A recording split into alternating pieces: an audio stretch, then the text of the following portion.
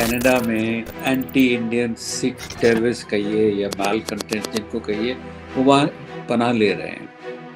भारत इस पे पीछे नहीं हटने वाला। अगर हिंदुस्तान किसी और मुल्क में जाके एक्शन ले ले तो ये तो ब्रेकिंग ऑफ इंटरनेशनल लॉ है। फार्मर्स का स्ट्राइक था, लाखों रुपए खर्च हुए, उनमें कहाँ से आए? तो इससे किसको नुकसान ज्यादा होगा? हमें तो नहीं होगा। अगर अमेरिका चाहे तो कनाडा को फोर्स कर सकती है कि बस करो अब।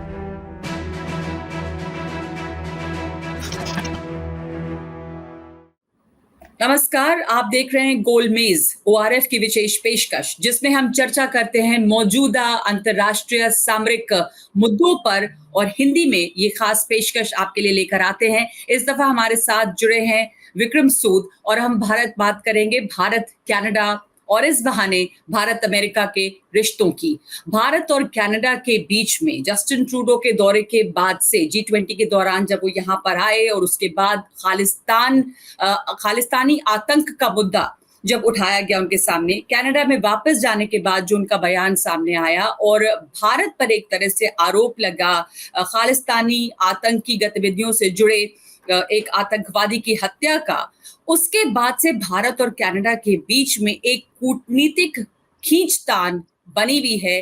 तनाव ऐसा देखा जा रहा है जैसा कि पहले नहीं देखा गया। विक्रम सूद साहब, भारत और कनाडा के जो रिश्ते हैं वो दोस्ताना रहे हैं, उनका एक अच्छा इतिहास है।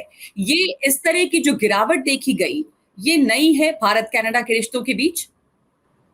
ये बिल्कुल नई है, क्योंकि हमको मालूम पहले से ही ये मालूम था कि कनाडा में एंटी इंडियन सिख टेररिस्ट कहिए या माल कंटेंट जिनको कहिए, वो वहाँ पनाह ले रहे हैं और वहाँ से एक्टिविटी करते हैं। हमने उन्हें कई कई मरतबा बोला है कि इसको रोकिए या इनको एक्स्ट्राडाइट करिए, वो नहीं हुआ।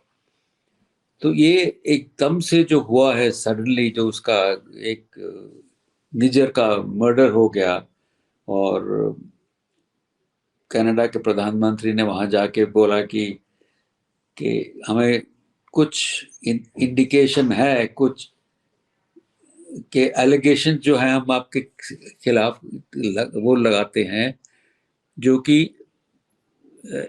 क्रेडिबल हैं, सत्य सत्य है, लेकिन एलिगेशन है, हमारे पास प्रूफ नहीं है, हम इन्वेस्टिगेशन कर रहे हैं, पर हम आपका डिप्लोमेट यहाँ से निकाल रहे हैं और आप उसके बाद आके हमसे बात करिए। तो ये एक सडन झटका था एक रिलेशनशिप को, जिसमें कोई ऐसा मुद्दा नहीं था जिसमें हमको ये ऐसी भाषा में एक दूसरे से बात करने की जरूरत पड़ी। तो हमारा रिएक्शन तो सबको मालूम है, फिर हमको भी वही करना पड़ा। हमने बल्कि अब तो और भी एक्स्ट्रा स्टेप्स ले लिए हैं। हमने बोला है कि उनके डिप्लोमेट्स की स्ट्रेंथ कम करें आप, और हम आपको OIC is not a right, it's a privilege, हम उसका भी सोचेंगे। वीजा पे रिस्ट्रिक्शंस हैं, तो हमने तरह तरह के उनको प्रेशर उनकी तरफ डाला है। और इसके साथ क्या हुआ है कि खालिस्तान का जो मुद्दा है, जो टेररिज्म का मुद्दा है, जो सिर्फ कनाडा और इंडिया के बीच में चलता था, अब सबको मालूम हो गया। अब सब इसके बारे में टिप्पणी कर रहे हैं। और शुरुआत में तो काफी pro Canada anti Indian comments आए थे, पर अब लगता है थोड़ा बहुत समझ आ रही है कि बात क्या है, कि हिंदुस्तान भारत इस पे पीछे नहीं हटने वाला, क्योंकि हमने इसमें लेकिन तो शुरुआत नहीं करी। जी बिल्कुल। भारत ने इसका जवाब दिया जो कनाडा की तरफ से बयान आया, दोस्ताना रिश्ते थे। आपने अभी अभी जिक्र किया कि किस तरह कनाडा ने आरोप लगाए निज्जर की हत्या को लेकर बिना सबूतों के, और वही सबसे बड़ी बात है, भारत ये लगातार कहता रहा कि आप सबूत दें।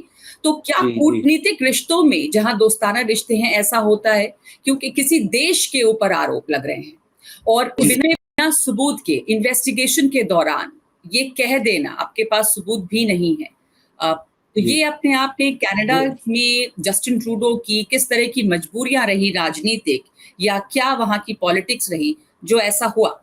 ऐसा लगता है कि कुछ उसकी अंदरूनी प्रॉब्लम्स हैं। पॉपुलेशन, जो पॉपुलैरिटी है उसकी देश में वो गिर रही है, उसका सपोर्ट उसको सिर्फ ये डेमोक्रेटिक पार्टी जो है, जो सिखों की है, जो उसको सपोर्ट कर रही है, उसके बेसिस पे ये जीत रहा है, रह रहा है सरकार में। अगर उनका विड्रॉ हो गया सपोर्ट तो ये इसकी सरकार गिर जाएगी। और मेरे ख्याल से उनसे प्रेशर आया होगा कि आप इस निज्जर के मुद्दे को लेके कुछ करिए। और मुझे तो लगता है निज्जर जो का जो मर्डर हुआ है वो गैंग वॉरफेयर है, क्योंकि पहले कहते थे एक ने मारा, आप कह रहे हैं कि दो थे, और फिर उस पे आए थे, गाड़ी में आए थे, गाड़ी भी गायब है, 2 महीने हो गए ना, मर्डरर मिल रहा है। तो आपने अपनी तरफ से तो कोई सबूत पेश किया नहीं, और हमसे कह रहे हैं कि आप इसके खिलाफ एक्शन लीजिए, जिसने आप हमारे को, मुल्क को ब्लेम कर रहे हैं। कनाडा को किस तरह का समर्थन इसमें मिला? फाइव आइज भी थे, यूएस की तरफ से भी वो उम्मीद लगाया हुआ था कि समर्थन हाँ, मिलेगा। मुझे जो लगता है, मुझे मालूम नहीं है, और कुछ जो अखबारों से पढ़ पढ़ा के जो लगता है कि इसको किसी मुल्क ने इसको थोड़ी प्रोवोक किया है, क्योंकि वो तो खुद तो डिपेंडेंट है सिखों की वोट पे, और अनस्टेबल है गवर्नमेंट।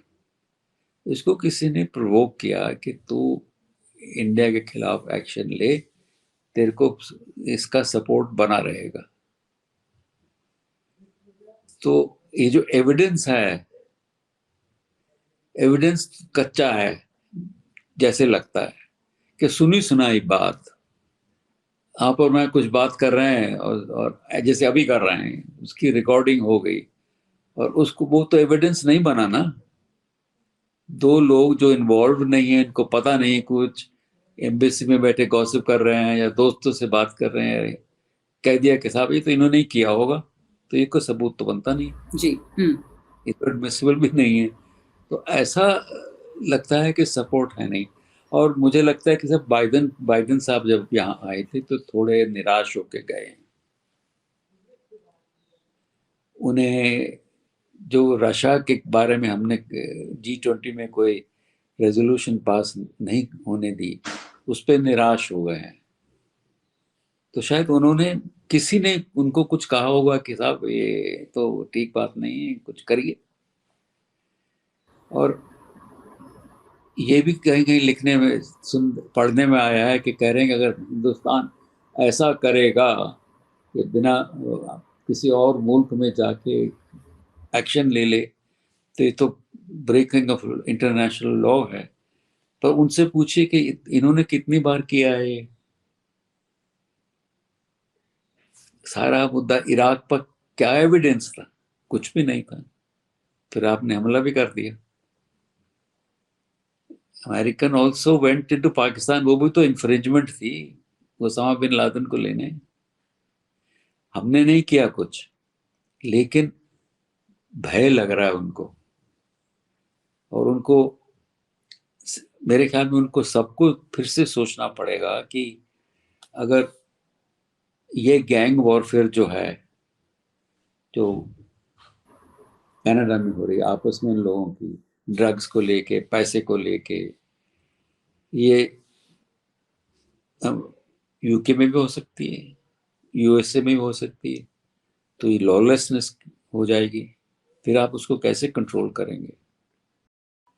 तो ये जो तो आतंक, खालिस्तानी आतंक, सेपरेटिज्म का जो आतंक है, वो हिंदुस्तान के बाहर कनाडा में तो काफी दिनों से पनप रहा है, और यही फिक्र बार बार भारत ने जाहिर की है कि उसको वहां पर एक तरह से शय मिलती रही। यूके में भी देखा जाता है ये। तो ये जो खालिस्तानी टेरर है जो हिंदुस्तान के बाहर ज्यादा मजबूत हो रहा है, वो कितना बड़ा खतरा बनकर उभरा है। वो पहले भी आप देख लें, जो सिंगर्स है पॉपुलर, जब उनकी हत्या हुई, सिद्धू मूसेवाला हो, ये तमाम कनेक्शंस कनाडा से ही तार उसके जुड़ते रहे हैं। तो वो एक लंबे समय से वहां पर काफी फल फूल रहा है ये खालिस्तानी आतंक का नेटवर्क। ये जो, देखिए, मेजॉरिटी सिख तो है नहीं इनके साथ, इनके पास तो खुद ही आपस में है, गिने चुने लोग तादाद बहुत कम है, इनको कंट्रोल करना मुश्किल नहीं है। जो स्टेट एजेंसी अगर चाहे तो इनको कंट्रोल कर सकती है और इनकी वोट में फर्क नहीं पड़ेगा। पर अगर नहीं कंट्रोल किया तो आजकल के दिन में टेरर का खतरा तो रहता है। अमेरिका की अब आप देखिए, जी, आपने अमेरिका का ज़िक्र जब ये एग्रीकल्चरल फार्मर्स का स्ट्राइक था, तो कितने पैसे कहाँ से आए? इतना बड़ा आपने प्रोटेस्ट किया, इतना लंबा, कितने लाखों रुपए खर्च हुए होंगे, कहाँ से आए? कोई तो देने वाला होगा ना। अगर पुअर फार्मर कर रहा है स्ट्राइक तो उसके पास तो पैसे नहीं है, वो अपनी रोजी छोड़ के आया है, क्यों आया है? तो ये सस्पिशन तो सबसे ज्यादा उधर ही जाती है ना। तो इसमें हमको, we should take action with this financial action task force, कि आप यहाँ से पैसा आ रहा है,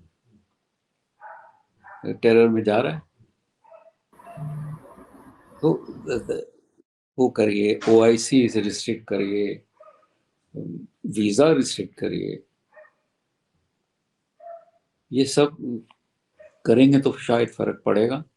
और ये कहना कि मैं तो आपके खिलाफ ओपनली खुलेआम कह दिया कि आपने किया है, और अब कहते हैं चलिए बात कर लेते हैं क्वाइटली, चुपचाप से बात कर लेते हैं, ये तो नहीं चलता ना।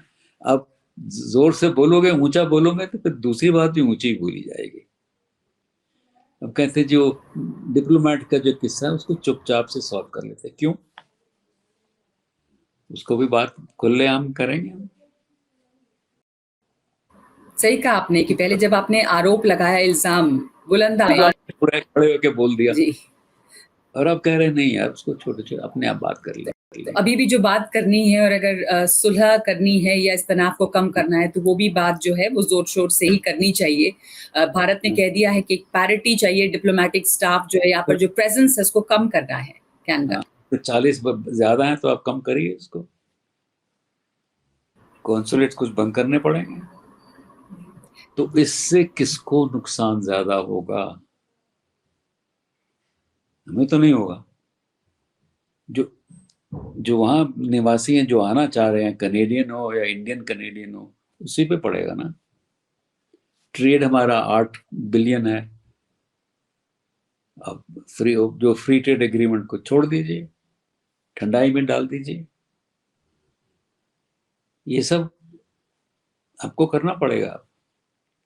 हम नहीं सीखा है बाकी मुल्कों से सैंक्शंस कैसे लगाने हैं, बात बात पे सैंक्शन लगा देते हैं, हम भी कर सकते हैं। अब वो मौका, वो टाइम तो है नहीं कि जब आप जैसे बोलेंगे हम कर देंगे। जी, जी। आप ठीक हो, हम गलत ना। तो इसमें अब ये जो अमेरिका का एक एंगल है कि अब वहाँ के कुछ पब्लिकेशंस में भी ये छप रहा है एक सवाल कि क्यों बाइडेन इस पर खामोश हैं, हालांकि व्हाइट हाउस उसको डिनाई कर रहा है। भारत और अमेरिका के रिश्ते जो हैं, कहा जा रहा है कि they will gain new Heights and they will probably go up further. उसमें एक नई ऊर्जा देखी जा रही है, नई एनर्जी है। लेकिन जो ये एक बीच-बीच में सवाल उठने लगते हैं अमेरिका के रोल को लेकर, जहाँ तक भारत कनाडा के तनाव की बात है, उस तनाव को कम करने में अमेरिका का रोल क्या हो सकता है या उस तनाव को बढ़ावा देने में अमेरिका का क्या रोल रहा? भारत अमेरिका के रिश्तों पर इसका असर क्या देखा जाएगा या देखा जा रहा है? हमारा जो अमेरिका से रिश्ता है आजकल के दिनों में सबसे अहम है। हमारे लिए अमेरिका बहुत इम्पोर्टेंट है, और मेरे ख्याल में हम भी अमेरिका के लिए महत्वपूर्ण है। ऐसा हमको, उनको हमारी ज़रूरत है, हमको उनकी ज़रूरत है। तो ये जो रिश्ता है, ये जो कनाडा के साथ इंसिडेंट हुआ, ये बायलैटरली तो सेटल हो जाएगा, अमेरिका इंडिया के बीच में तो इतनी प्रॉब्लम नहीं रहेगी।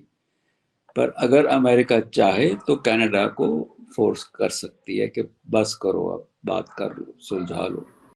तो अमेरिका तो ऐसा नहीं, चाहे कि उन्हें ये भी एक सवाल है कि क्या ये जो यहाँ पे हो रहा है इतने दिनों से।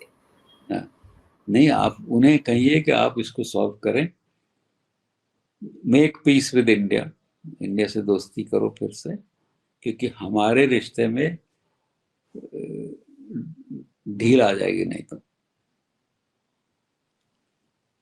अगर हमको ये लगे कि साहब अमेरिका उनकी तरफदारी कर रहे हैं, उनको सपोर्ट दे रहे हैं और उनसे हमको उस जरिए से हमको प्रेशर डाल रहे हैं, तो आजकल के माहौल में नहीं चलेगा ये। गलत गलत एस्टिमेट ले रहे हैं ये लोग। अब हमारी रिजॉल्व को क्या बोलेंगे हिंदी में? जी, हमारी हमारे, हमारी जो अ, इच्छा शक्ति है या हमारा जो ये हमारा धैर्य है एक तरह से जो हाँ, पेशेंस है वो। ये ऐसे नहीं। हुँ, हमारी कनाडा से कोई दुश्मनी नहीं, ना उनकी हमारे से कोई ऐसी दुश्मनी नहीं। पर ये जो बना लेते हैं ना रूल या फिलोसफी या पॉलिसी के फ्रीडम ऑफ स्पीच तो हम अलाउ करेंगे। भाई फ्रीडम ऑफ स्पीच तो ठीक है, लेकिन फ्रीडम ऑफ स्पीच का ये मतलब तो नहीं है कि मैं कहूँगा मैं जाके वहाँ जाके असैसिनेट कर दूंगा, मैं आपके डिप्लोमेट के फोटो लगा देंगे, हम उसको मार डालेंगे। ये तो फ्रीडम ऑफ स्पीच मेरे किसी के उसमें नहीं आती। उसको तो रोकना है, वरना तो सबके खिलाफ वो बोलेंगे, सारे इंडियंस के खिलाफ बोलेंगे।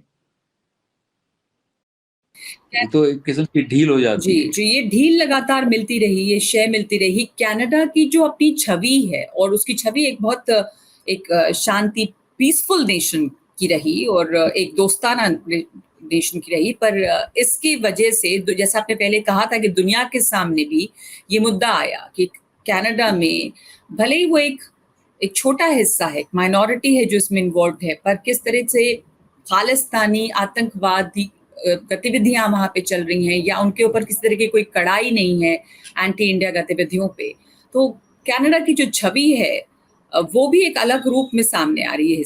जी जी, अब देखिए कनिष्क का जो हुआ था 1985 में, एक्सप्लोजन हुआ था, 329 लोग, बच्चे, फैमिली, सिविलियंस मर गए थे। कनेडियन नेशनल्स भी थे उसमें, कनेडियन इंडियंस भी थे।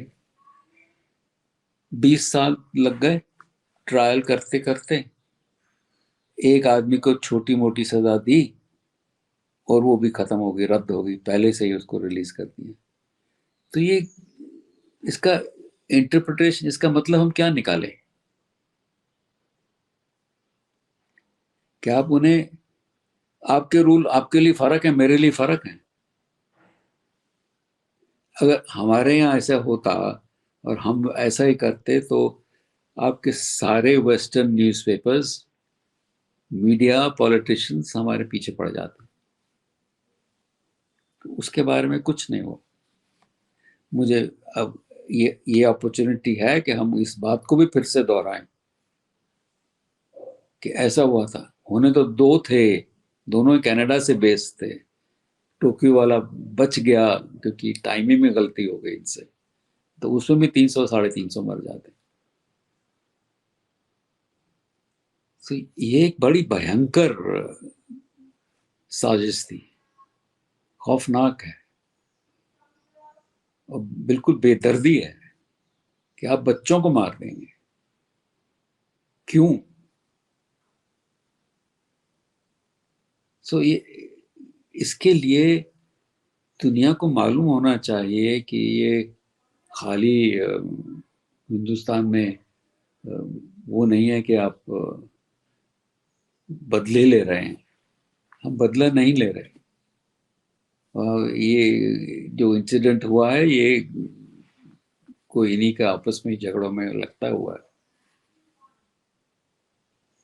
मालूम नहीं और कौन कौन इन्वॉल्व है इनमें, कौन सी अदर एजेंसी इन्वॉल्व है। शक तो कईयों को आईएसआई पे भी पड़ता है, बताए मुझे तो, ये तो अखबारों की खबरें हैं, मुझे तो मालूम नहीं कौन और हो सकता है। जी, पर ये जैसा आप कह रहे हैं कि अब बिल्कुल साफ है ये कि इस तरह के आरोप जो बेबुनियाद हैं, जिनकी कोई सबूत नहीं है, वो भारत चुपचाप सह ले, वो दौर नहीं है।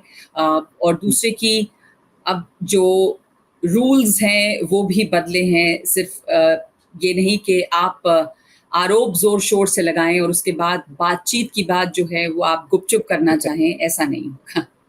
बिल्कुल जी। यही है। और ये सबके हित में है कि भारत और कनाडा के जो रिश्ते दोस्ताना रहे हैं, वो सुधरें।